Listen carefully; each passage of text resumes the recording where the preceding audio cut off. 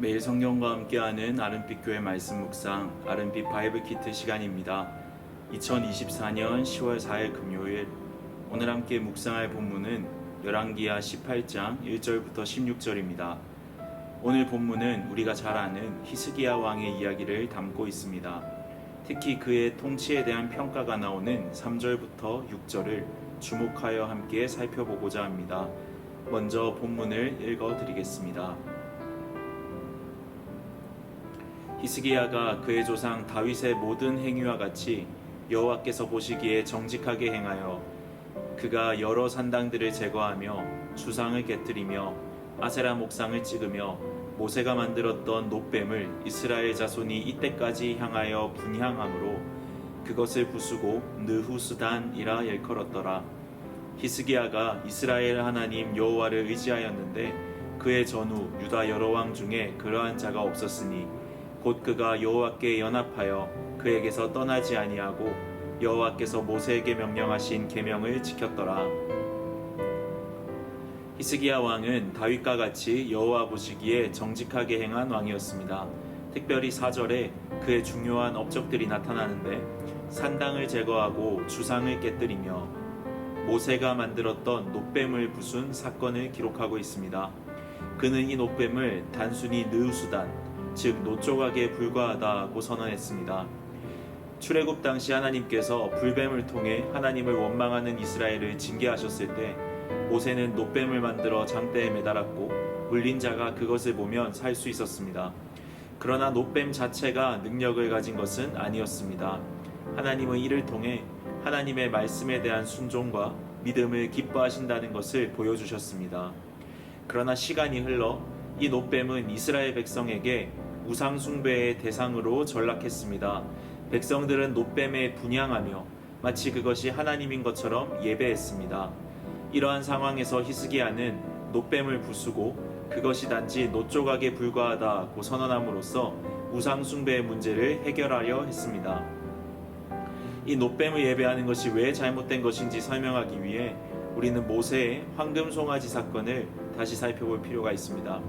모세가 시내산에서 하나님의 말씀을 받으러 올라갔을 때 산 아래에 있던 아론과 백성들은 불안했습니다.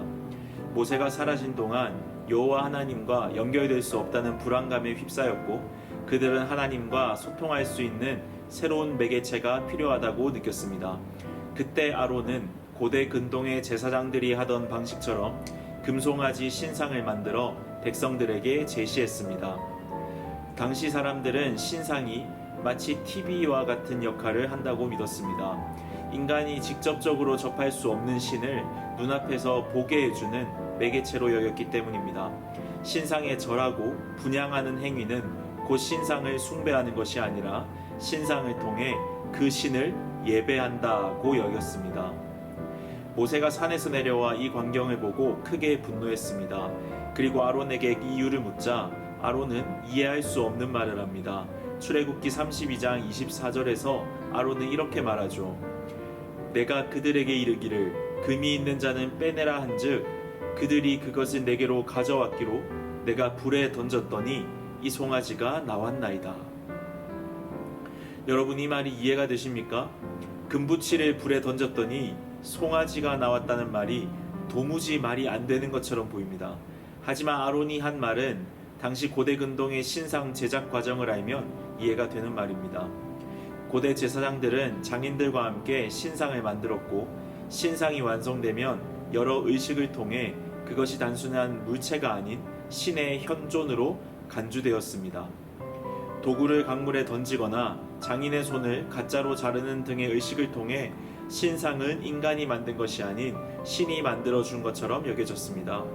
아론은 마치 이런 절차를 거쳐 금송아지를 신의 도구로 만들어 놓았다고 모세에게 변명한 것이었습니다. 아론의 문제는 무엇이었을까요? 그가 하나님을 송아지와 동일시했기 때문은 아닙니다. 그는 분명 하나님을 예배하기 위해 송아지를 만들었습니다. 그러나 문제는 그가 하나님을 자신만의 방식으로 예배하려 했다는 데 있습니다. 하나님을 예배하면서도 자신의 방식대로 하나님 아닌 것을 끼워 넣어 예배하려는 마음, 이것이 바로 우상숭배의 본질입니다.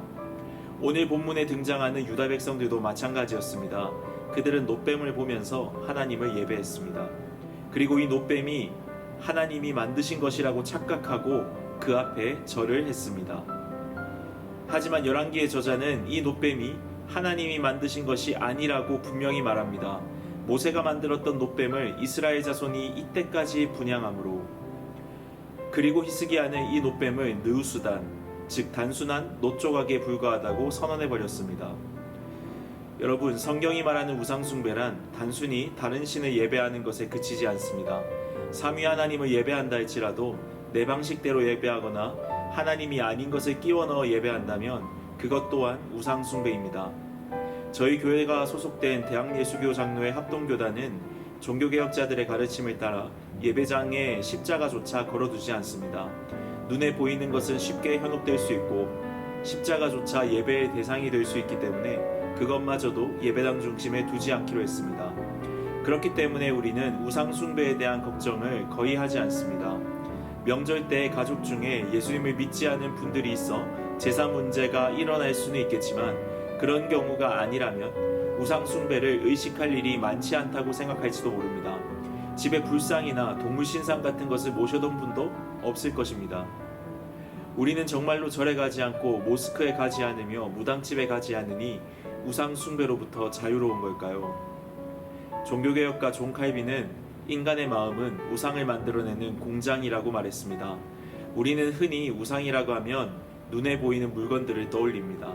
하지만 21세기에는 눈에 보이지 않지만 우리 삶을 지배하고 있는 것들이 더 강력한 우상이 될 수 있습니다. 팀 켈러 목사님의 책 내가 만든 시인의 한 글귀를 인용해 드립니다. 무엇이든 워낙 당신 삶의 중심이자 필수여서 그것 없이는 살아갈 가치를 별로 느끼지 못한다면 그게 바로 가짜신이다.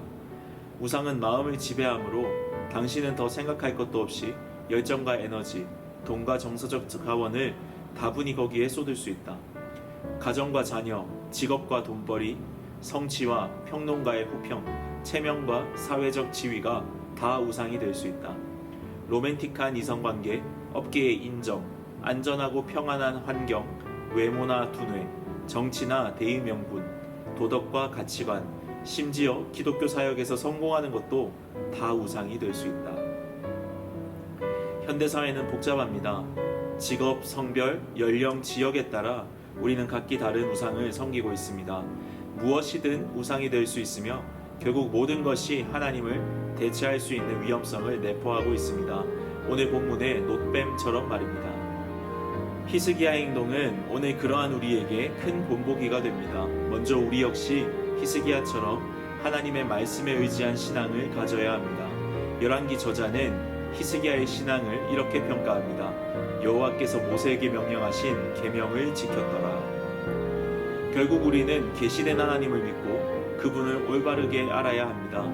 하나님께서 어떤 분이신지, 세상이 신이라 부르며 예배하는 우상들과 무엇이 다른지 분명히 알아야 합니다. 성경을 단순히 읽는 것으로는 부족합니다.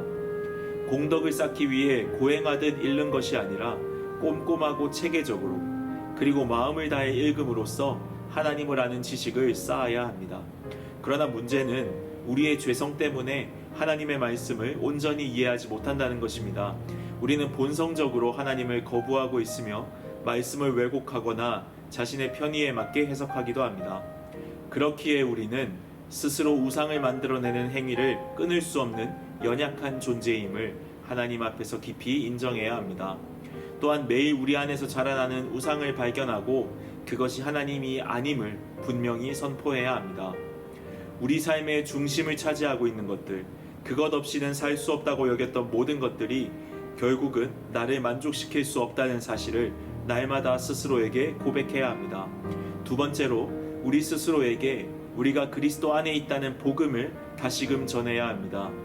열왕기 저자는 히스기야를 여호와께 연합하여 하나님에게서 떠나지 아니한 자라고 평가합니다.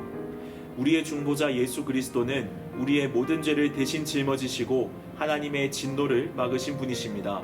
예수님께서는 십자가에서 모든 진노를 감당하심으로 우리와 하나가 되셨고 우리의 의와 우리의 정체성이 되어주셨습니다.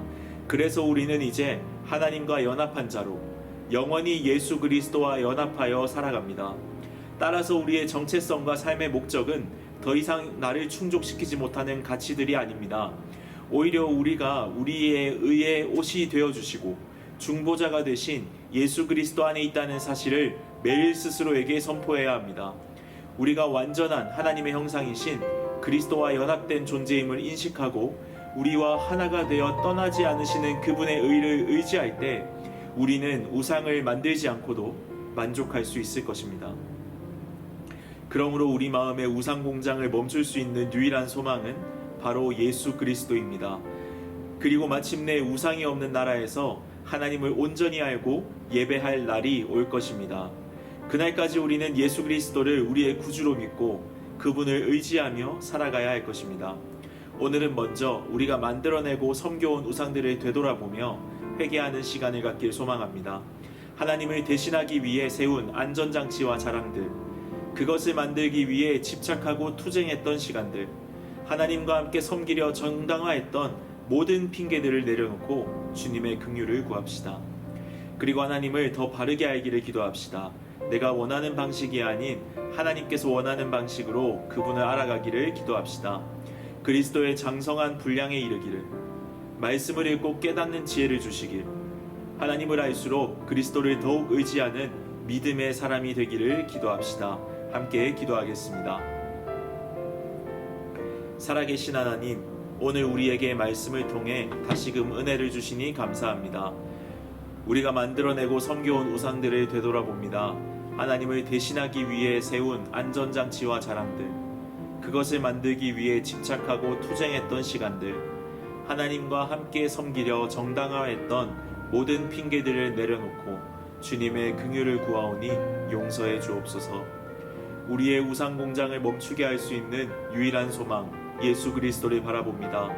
오직 주님만으로 만족하게 하시고 우리의 마음을 새롭게 하셔서 하나님의 말씀에 의지하여 하나님을 더 바르게 알고 주님을 기쁘시게 하는 삶을 살도록 도와주옵소서. 성령님, 말씀을 읽고 깨닫는 지혜를 주셔서 하나님을 아는 지혜와 믿음을 더해 주시고 그리스도의 장성한 분량에 이르게 하여 주옵소서. 예수 그리스도의 이름으로 기도합니다. 아멘.